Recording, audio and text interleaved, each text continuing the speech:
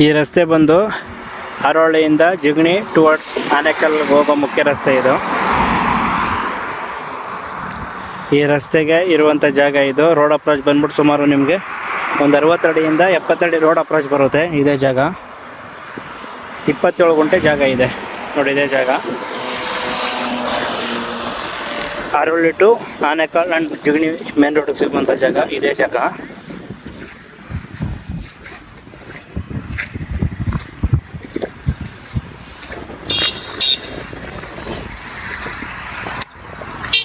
ಇದೇ ಜಾಗ. ಈ ಕಡೆ ಒಂದು ತೇವರಿ ಇದೆ. ತೇವರಿಯಿಂದ ಬಲಭಾಗದಲ್ಲಿರುವಂಥ ಜಾಗ ಇದು.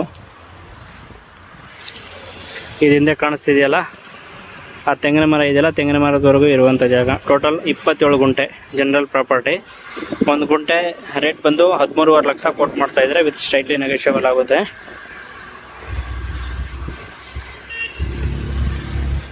ಮೇನ್ ರೋಡ್ಗೆ ಸಿಗುವಂಥ ಜಾಗ ಇದೇ ಮೇನ್ ರೋಡು.